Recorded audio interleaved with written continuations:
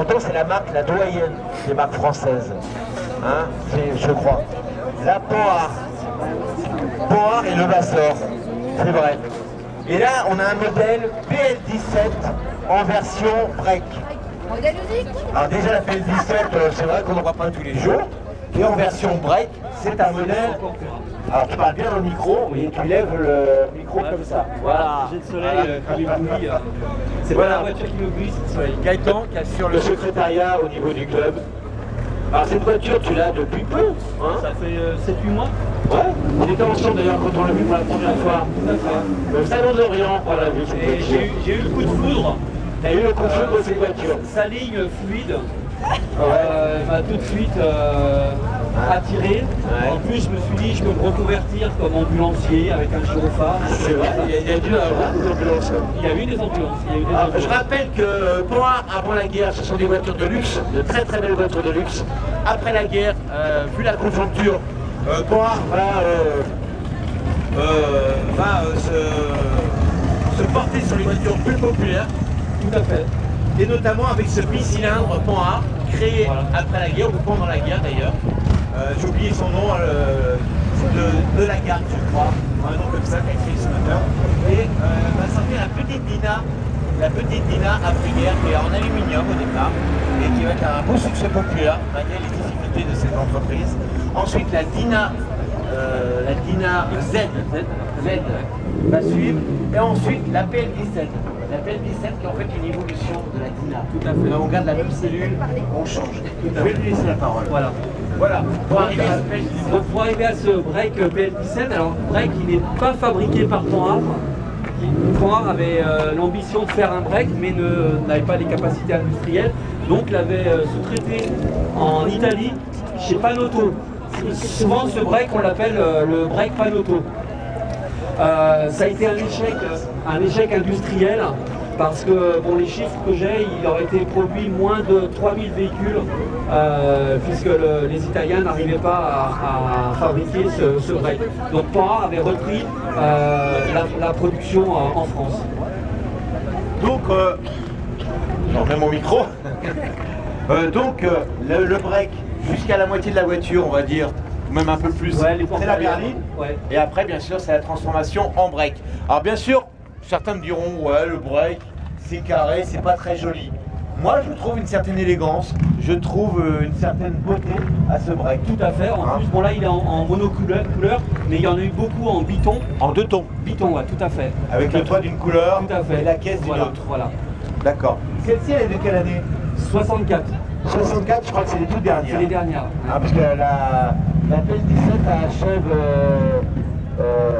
sa production en 64. Voilà. Et la marque va disparaître en rachat par Citroën. 66-67, rachetée par Citroën. Qui va, on peut le dire, l'aider à mourir un peu trop facilement, on va dire. Donc celle-ci est 64, c'est les toutes dernières PL17, notamment en break. On peut ouvrir le... Oui. On peut appeler ça un haillon? Oui. Parce qu'il y a une vitre. Tout à fait. Je vous rappelle qu'on dit le terme haillon quand le coffre est muni d'une vitre. Hein, quand il n'y a pas de vitre, c'est une malle. Voilà, pour ceux qui ne savaient pas. Donc on a déjà un coffre, donc c'est avec un seuil assez bas. Assez bas, tout à fait. C'était le break. Le break était, sur les publicités de l'époque, c'était vraiment la voiture utilitaire dans la semaine et la voiture familiale le week-end. C'est vrai. Avec une carte grise 6 places. Je vois très bien en pique-nique. Voilà. Même quand il pleut, on a l'abri. Voilà, tout à fait. Franchement. Voilà, c'est le monospace de... On a une banquette qui se rabat, donc là, on peut rentrer quoi? Un cercueil? Un brancard pour... ça veut dire qu'on peut la transformer en ambulance assez facilement au niveau de la longueur. Tout à fait.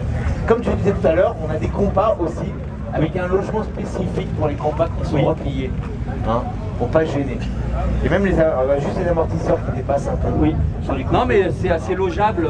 C'est assez logeable et le seuil est assez bas. Le seuil est bas, ouais. Pour charger quand des choses lourdes, c'est vrai. Fait. C'est appréciable de ne pas avoir un rebord. Les feux sont assez originaux par rapport de simples petits feux encastrés dans une platine de couleur de la caisse. Voilà. On a un intérieur qui est vraiment propre. On a une banquette à l'avant. Oui. À l'époque, je crois qu'on avait le choix entre les sièges séparés ou banquettes. Voilà, le haut de gamme avait un siège séparé et voilà. Exactement. On est très très bien à l'arrière. Très très bien, on va ouvrir la portière avant. Ouais, vas-y, ouais, ouvre, non mais ouvre, ouais. Je sais pas, hein. Tu peux. Elle va pas me rester dans les mains? Non, non. Ah bah ouais, s'ouvre. Non, c'est la coudoir qui est cassée, qui n'est pas la coudoir d'origine d'ailleurs. Il faut savoir que la PL17 elle est construite sur la base de la DINA. C'est la même cellule centrale que la DINA Z. Et les DINA Z à l'origine avaient des portières qui s'ouvraient Voilà. à l'envers. Ouais. Voilà. Et après, ils ont modifié le sens d'ouverture. Donc ça s'ouvre dans le bon sens. Tout à fait. Comme on dit, dans le bon sens, dans le sens du vent.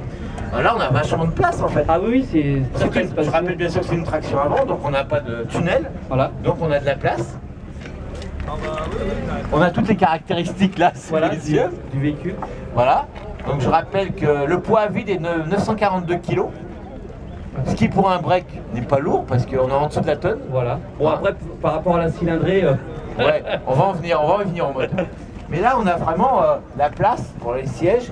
Panhard a été un des premiers à s'occuper de la sécurité de ses passagers avec ses bourrelets qui protègent en cas de choc. C'est pas saillant, c'est arrondi en cas de choc. On a le frein à main type parapluie, comme on appelait ça à l'époque quand c'était sous le tableau-bord, parapluie. Le fameux levier de vitesse.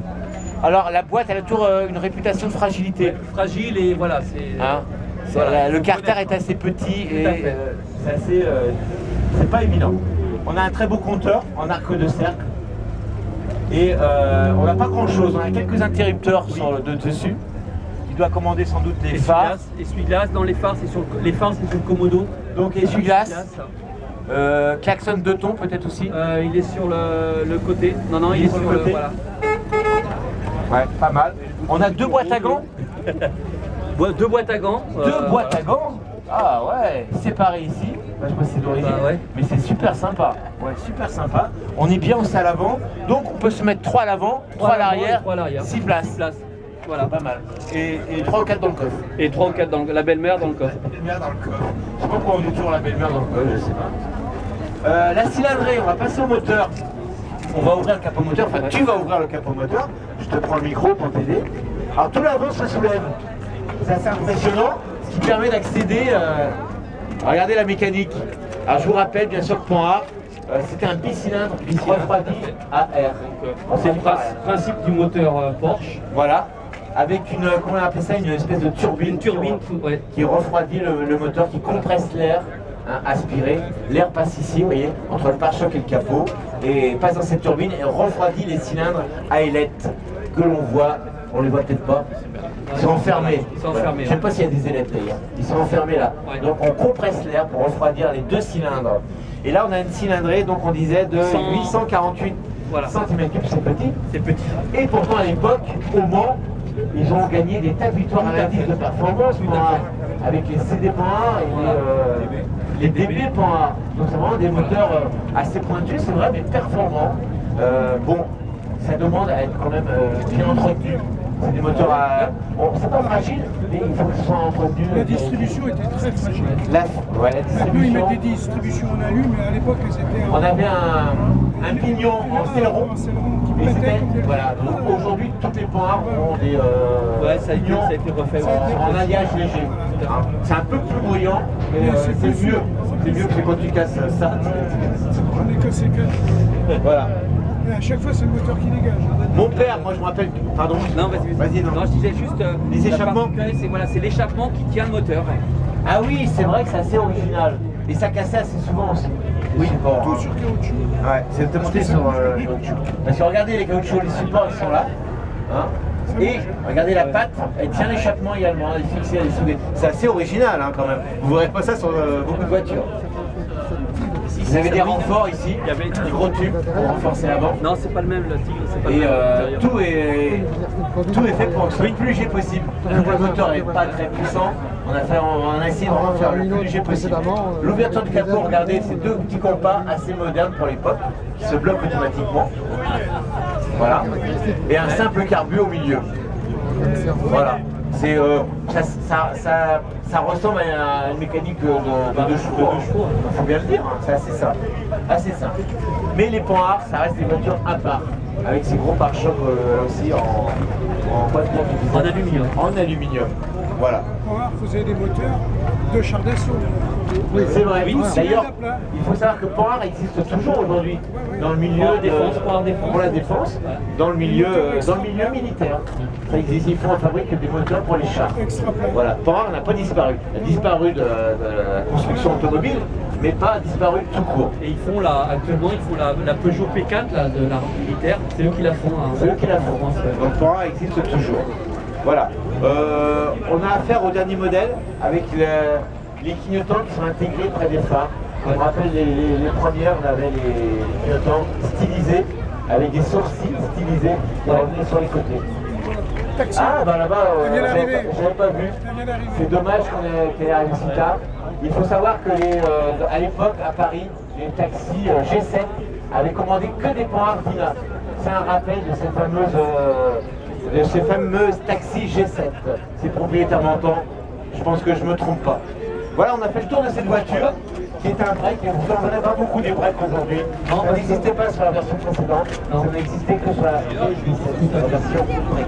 Et sur l'ancien propriétaire, celle-ci, elle est fabriquée à 1900 exemplaires. 1943 exemplaires. 1943. Alors sur internet, on trouve 3000, mais bon, je ne sais pas où il a pris ses sources. D'accord. Il y a une particularité. Ouais, 120 Non, on va y venir. dans les descentes. Ouais. La particularité, c'est la trappe à carburant. La trappe à carburant. Elle est rectangulaire. Et bon, il y a très peu de véhicules qui ont été faits avec la trappe rectangulaire. Ouais, sinon, c'est la trappe d'origine qui est ovale. Qui est ovale, ouais, Tout à pour fait. rester dans le style de la voiture Voilà, d'ailleurs. voilà. Et là, c'est vrai qu'on a une partie carrée qui est assez. Je crois qu'avec l'arrière, ça correspond. Ah, je ne savais pas ça, j'ai appris quelque chose. Ouais. Donc il y a des parties ovales, des modèles avec la trappe ovale et des modèles avec les. On peut revenir aussi sur les freins. La particularité des freins, c'est qu'ils les tambours sont apparents. Voilà. Hein, c'est en alliage. Ça, on a le tambour directement de visu, avec des petites ailettes. Pourquoi? Refroidir. Parce que quand on roule, les petites ailettes refroidissent les freins en aluminium. Les tambours en aluminium. Après, sur les modèles, les 24, on va se rendre. Et aujourd'hui, ce système de tambour refroidi, Renault a repris ça il y a 3-4 ans en arrière sur les nouveaux véhicules utilitaires. Et ils sont fiers de dire. Comme je dis souvent, voilà. Il n'y a de nouveau que ce qui a été oublié. Voilà. Comme je dis souvent, on n'invente rien, on fait que ressortir des vieilles idées qu'on améliore. Tout à fait. Voilà, voilà. Elle est très très belle, c'est Peugeot, c'est Bon. Panhard. À l'époque, 64, ils sont déjà sous le. C'était déjà le début Citroën. le début de la on va voir sur les plaques, je sais pas si on voit sur les plaques. Non, je pense pas. Il y a des fois, c'était marqué Citroën. Oui, sur certaines, c'est marqué Citroën. Non, celle-ci, elle est encore. Alors, on va parler de ta voiture un peu. Tu l'as depuis quelques mois, tu en as profité un peu. Il y a quelques petits soucis avec. Oui, poignées qui restent dans les mains. Oui, bon, les poignées, les essuie-glaces qui ont lâché. Bon, après, quand on voit les essuie-glaces, l'axe a cassé. Ouais. Et quand on voit le diamètre d'axe des essuie-glaces, on se dit, je pense que c'était un petit peu sous-évalué en termes de résistance. Tu regrettes pas ton achat? Du tout. Ouais. Du tout. C'est un. Voilà. Parce que les colibers, on a entendu. Oui, voilà. Ton entourage. Les jalousies de certaines personnes par rapport Parce que tout le monde rêve d'avoir ça. à la beauté, du véhicule. D'ailleurs, tu comptes la refaire ou la laisser comme ça? Je vais déjà refaire, déjà la nettoyer parce que là elle est dans son état. Elle est propre. Ouais, elle est propre, mais bon, un lustrage, nettoyer tout ce qui est baguette aluminium et peut-être dans un deuxième temps une peinture. Voilà. Peut-être la remettre en biton. Ok. Bon, eh bien merci Voilà. Gaëtan. Gaëtan qui est secrétaire du club. Et on a présenté sa voiture un peu à l'arrache. C'était pas prévu, mais il y avait longtemps qu'on voulait le faire. C'est un modèle très original et il se devait d'être présenté aujourd'hui, notamment au public. Voilà. On a fait le tour. Merci Gaëtan. Et bien sûr les rencontres mécaniques à la fin.